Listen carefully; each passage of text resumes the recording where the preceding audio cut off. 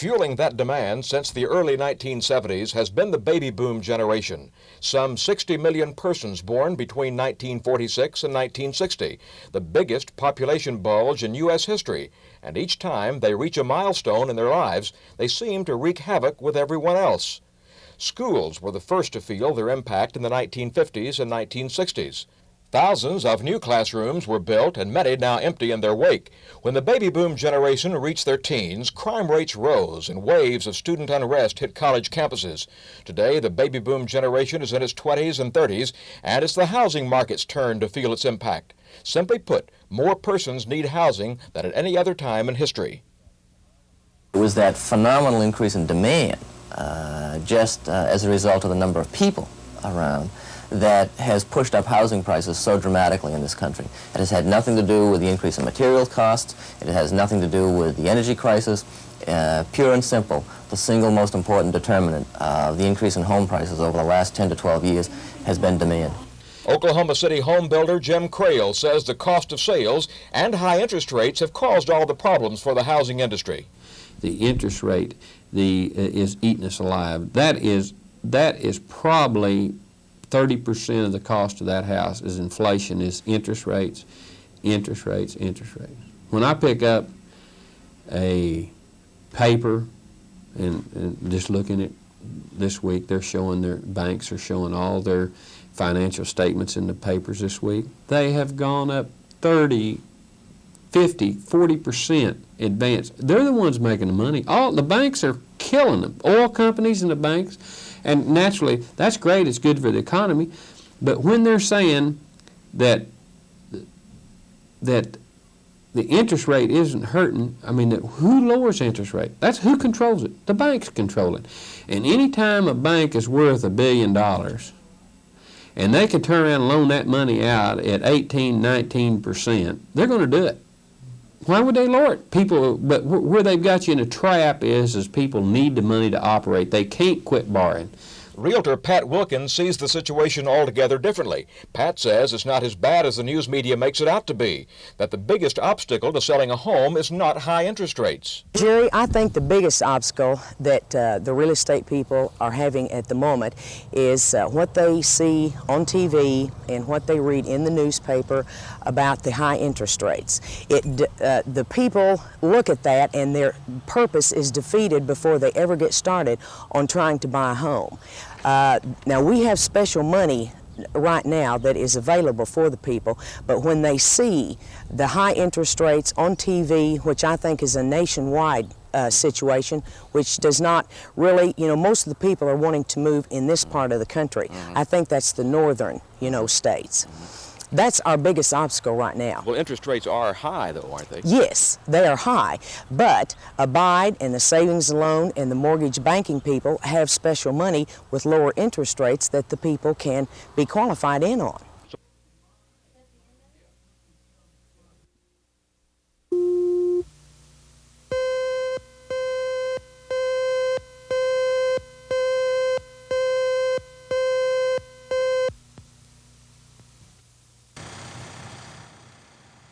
The State Fire Marshal's office is currently handling the investigation at Star Elementary. So far, no one else has been allowed to examine evidence from the explosion. This is part of the reason that a multi-million-dollar lawsuit was filed today on behalf of 2 children that were injured at the school. Mike Gassaway and his associates are representing the parents of 9-year-old Chris Murphy and Ricky Reagan. The suit alleges negligence against the school district, the manufacturer of the water heater, and part makers. At this point, our investigation indicates that perhaps the school district and the city are not telling everybody about what might be deemed their negligence or their fault in this action. And we're quite concerned as attorneys for our clients that with a thorough examination or a alteration of the physical evidence might, in effect, cover up the city's fault or the school district's fault or negligence in this case. Gassaway has asked for a restraining order to ensure that all evidence will be left at the scene and not altered in any way. Carol Lambert, Action 4.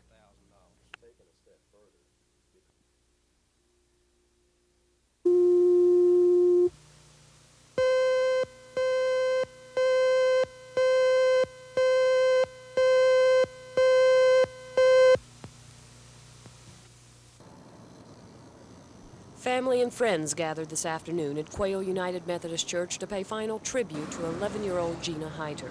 Reverend Lawrence Washington centered his eulogy on the importance of still believing in life. As he pointed out, this world is only a temporary house of the Lord. We have our feet here and our physical bodies here on the earth, but our hearts are in glory.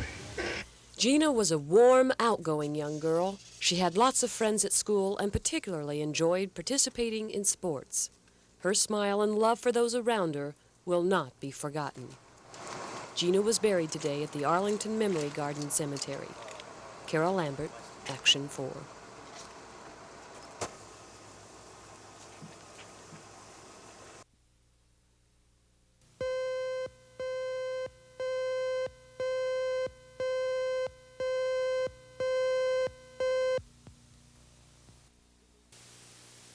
In the week since the Star Elementary School disaster, families have come to realize the financial and emotional burdens of tragedy. The Red Cross is offering assistance to families of the children and adults hurt at the Midwest City Community Center.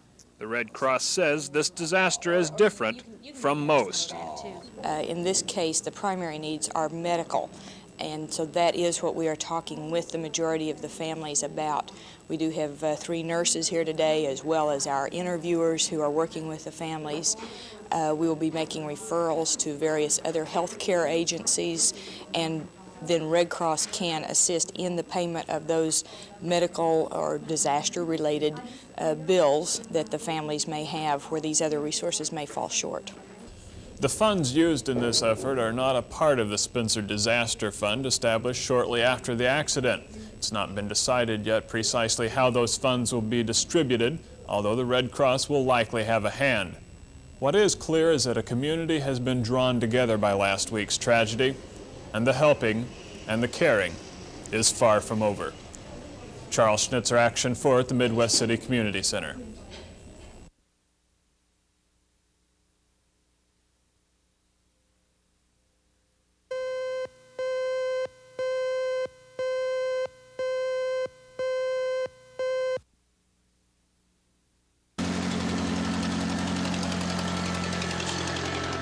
The Oklahoma City Sanitation Department is facing some stiff competition because picking up garbage in Oklahoma City is big business, and there are several companies fighting for who gets to pick up your trash. Collecting garbage just in Sector 1, which is just about every home north of 63rd Street, is estimated to cost $10.5 million over the next 5 years. Private companies have been collecting most of the city's trash, and today representatives from the different sanitation companies argued over who could give the city a better deal for the next 5 years. One council member would rather see the city get back into the trash collection business more. I mean, the city crews look a lot more efficient. They look like they know what they're doing. I mean, they just look better. Man, we got a lot of places in this city where we are fantastically inefficient, fantastically so. But I'll tell you, picking up the garbage is not one of them. The council could not reach a decision today on which of the 5 companies would best serve the city for garbage collection. Council members asked representatives to come back next week with more details on what their companies propose to charge the city. Ed Stewart, Action 4 Council Chambers.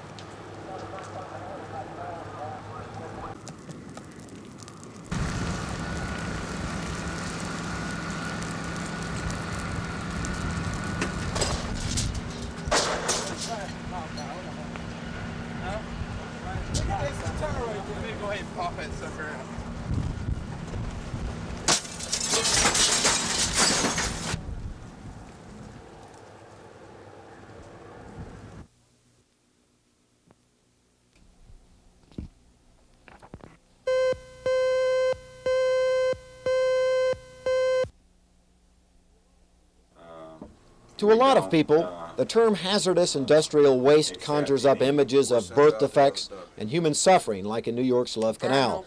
That's why 3 members of the Special House Committee on Hazardous Waste decided to visit the Lone Mountain Surface Disposal Facility near Waynoka. The legislators received an in-depth briefing on how toxic wastes are handled at Lone Mountain. We keep records here of all of our analytical data on each load. As, like I say, we sample every load that comes in here and keep a sample of that load. When our samples build up, we'll put them in a drum and bury them in our drum pit. The tour group got a first-hand look at how toxic byproducts from car manufacturers, like General Motors, are either recycled or disposed of. Pollution Control Incorporated tries to recycle certain oils and solvents. Other toxic chemicals are poured into clay-lined evaporation pits. The dried sludge is later buried. Solid waste, which arrives at Lone Mountain, gets buried in specially marked oil drums. The legislators say it's important for the public to understand just what happens to the hazardous waste. I have the same fears that the community people do. I'm not that familiar with, or have not been. I've been educating myself over the last year in regard to the whole problem. Unfortunately, I feel safer now about the whole question than I did a year ago. I think that the health department needs to have an educational program in the community to discuss what hazardous waste really is. Some of the fears are legitimate, and oftentimes they are not. We need to address ourselves to both, to satisfy the people that in certain cases it is safe, and if it's not safe, we need to address ourselves to that particular need through legislation. It's hard to imagine a neighborhood ever being built atop this desolate waste disposal site, but that's what happened at Love Canal. And state officials say they want to make sure Love Canal never happens in Oklahoma. Scott Wallace, Action 4, near Waynoka.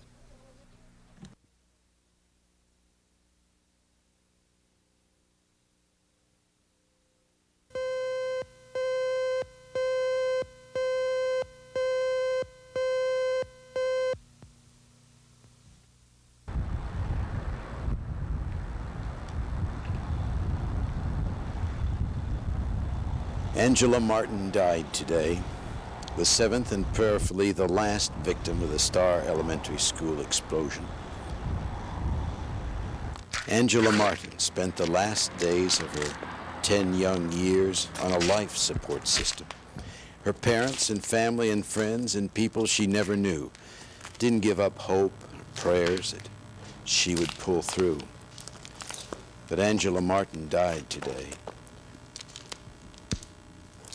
Her little body damaged beyond recovery from a blast her parents felt was not God's doing.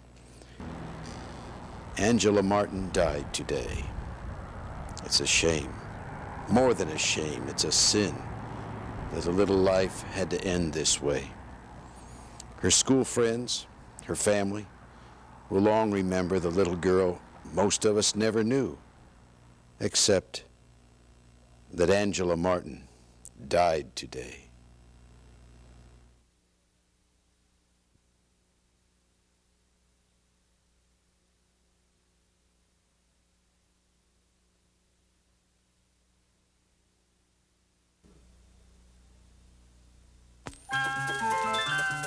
This is the story of Daryl Barton, his life and time. We hope you will enjoy it. So without further ado, let's get on with the tale. All right? From the wheat fields of Kansas to the jungles of South America, one name has become synonymous with enterprise, agility, and compassion. Come with us now as we take a trip down memory lane and relive the man's humble beginnings. We'll laugh, we'll cry, and hopefully come a little bit closer to understanding the man who we would come to know as Daryl Barton.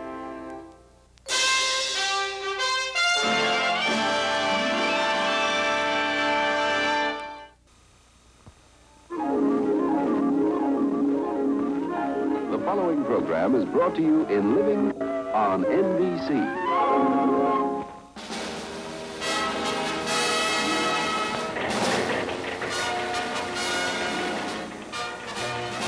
The newsroom, with Ernie Schultz. Brought to you by the... Back in the days of the infancy of television, a young child was growing up in the Midwest. A happy-go-lucky child always looking up to journalists for inspiration. The child grew up to be a young man. He joined the service. Suffering from severe shell shock, he applied for and got the job of chief photographer at KTVY.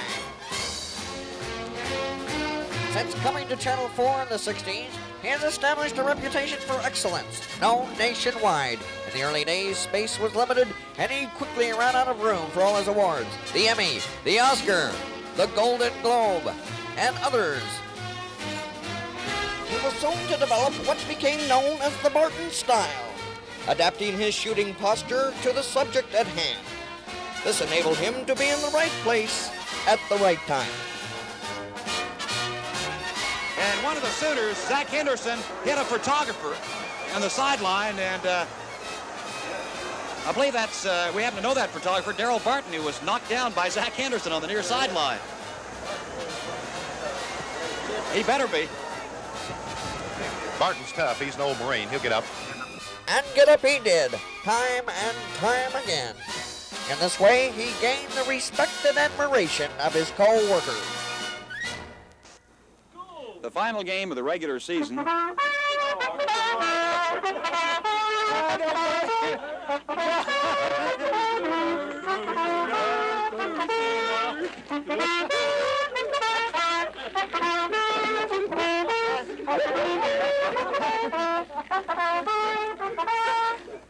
Daryl Barton, a man who'll do anything to get the story. Here on the banks of the Nile, he assumes a risky posture to lure the mating terrapin into his viewfinder. The job is done, and he's back at the station. Morning, Daryl. Morning. How are you? Nice to see you. Photographers from around the world study and tape his every movement, hoping to capture that elusive something that makes him Daryl Barton.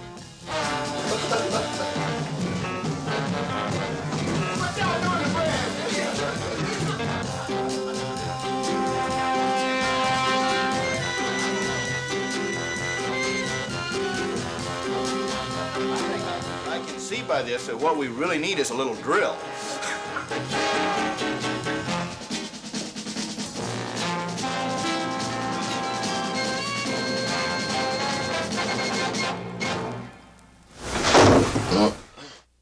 And now I'd like to take time out from the rigors of Action 4, or perhaps it's the rigor mortis of Action 4, for a personal note about Darrell Barton.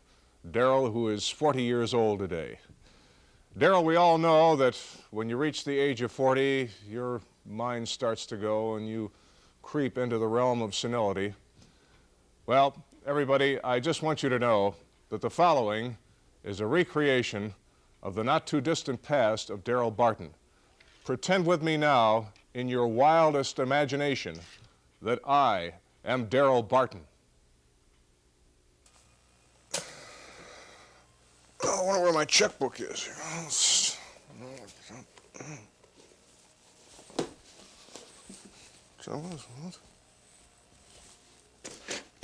I'll call Marilyn and see maybe she knows where my checkbook is.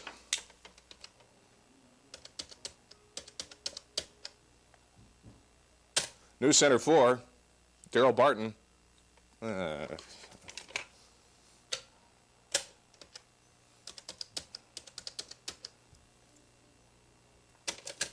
News Center 4, Daryl Barton. What the shit's going on here?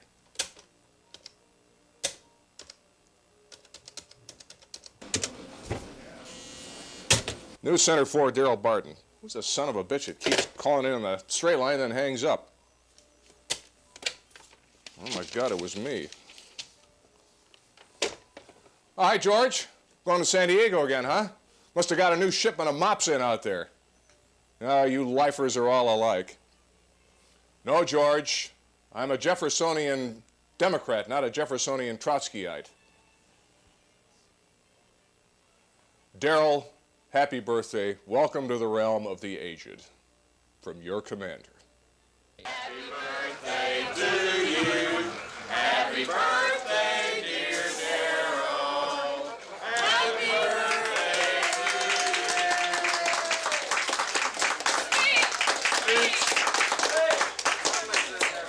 Thank you. How do you feel? Interview going. I feel very good. Thank you. I get around pretty well. Sometimes in the mornings, you know, it aches a little bit, but if it's warm in the afternoons, I move pretty well. Darrell, how do you feel having an old man as a husband? Looking at younger models. Well, you would know. Already been through it, huh, George? Okay.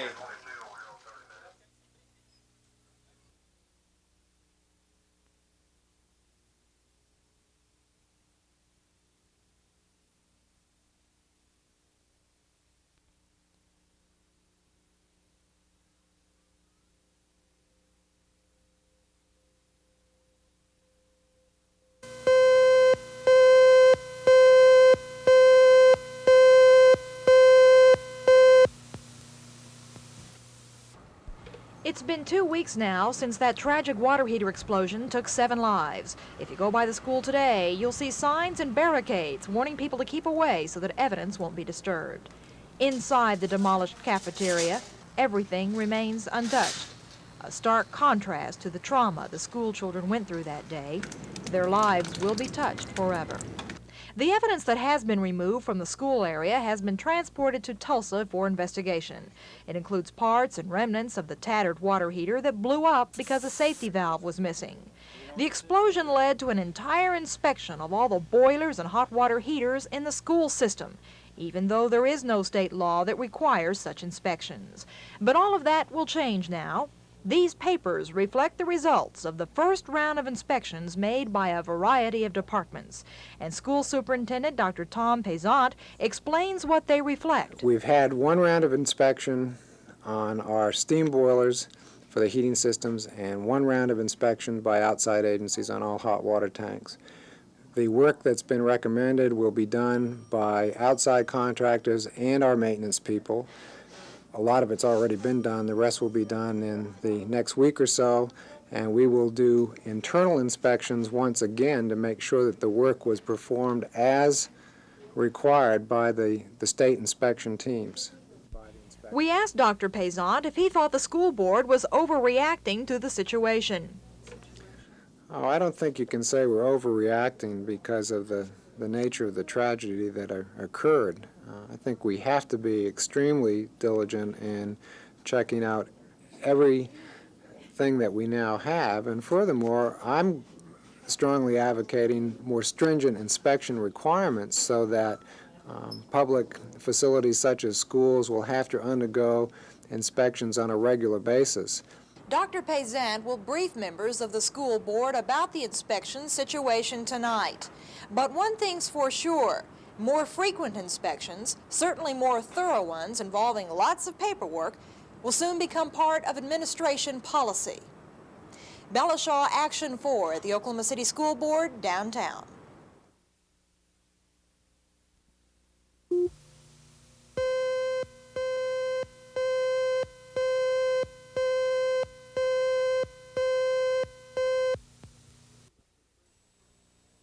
A steady stream of concerned parents demanded answers from the school board tonight. Answers to questions about their children's safety in city schools. And answers to questions about the future of Star Elementary. I don't understand why something like this could happen. I don't know why we don't take and have inspectors come to our school like they do restaurants and make for sure that they're all right for our children to go to before they're allowed to go there. If they're not all right, why not close them down and not let something like this happen again? The time has come when the people must stand up and demand the truth. Get back in the schools with their children.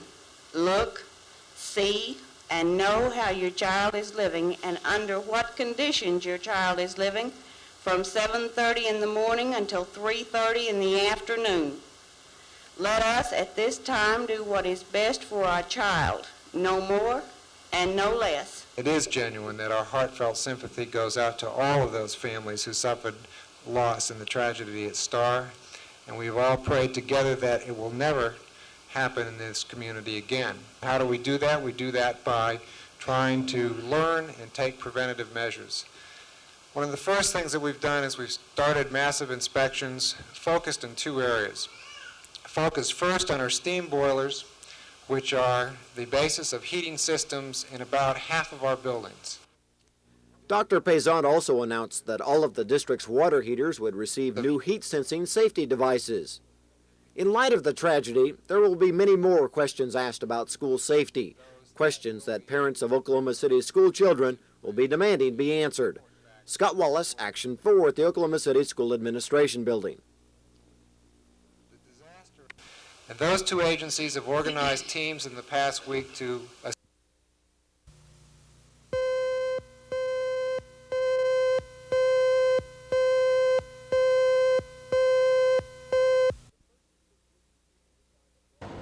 The search for 6 missing people inside the Broadway Hotel has not been easy. They were looking for 6 because that's how many people couldn't be accounted for. First, flames kept popping up no matter how much water was used. All the hotel rooms are on the 2nd floor. When the floor collapsed, firefighters thought they would then try looking for the missing occupants again. And after more searching, the first body was found. Officials were unable to identify the victim. He apparently tried to cover himself with water in a bathtub. Weather also played a major role, because water soon became ice, causing a very slippery situation. The water had to be kept flowing in the hoses at all times to prevent freezing. But the biggest problem was a wall that was about to fall over. Firefighters didn't want to risk the 50-foot brick wall collapsing on them while they were searching for missing people. So before the search could continue, the front wall would have to be pulled down. It took several attempts to bring it down. By pulling sections of the wall, the whole structure eventually gave way. Only now it meant more digging to find the missing. In addition, heavy smoke hampered most visibility inside the now ruined hotel. The State Fire Marshal's office will have the job of trying to figure out what started this massive fire at the Broadway Hotel. But others will have the gruesome job of trying to find what might be 5 people buried under the rubble.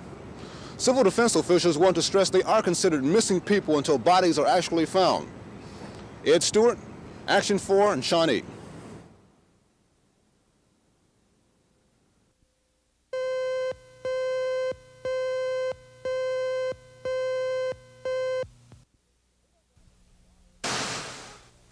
Eight Oklahoma City auto repair services were investigated for customer fraud. Of those 8, 6 have been charged.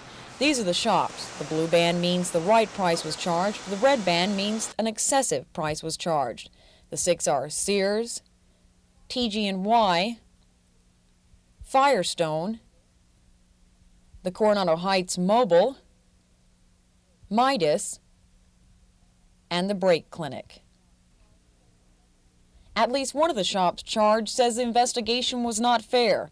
The supervisor for Oklahoma City's Brake Clinic says no one price can be set for automotive labor. Everybody's overhead is different. Everybody's rent payments, their employee benefit package, their employees' salaries, all of it's different. And there is no set price structure at any place. Gilliam says the answer to price rip-offs is in public education of what to expect in car service, as well as stricter government guidelines on what the mechanic's responsibility is. As far as the Brake Clinic, he's confident his shops were in the right on the prices they charged. Business here at the Brake Clinic will go on as usual. There will be no changes because of the charges. They feel they offer a fair service. They tell the customer what the problem is, allow them to see the problem, and then let the customer make up their mind whether or not they want their car serviced here. For Action 4, this is Sherry Sellers reporting from the Southside Brake Clinic.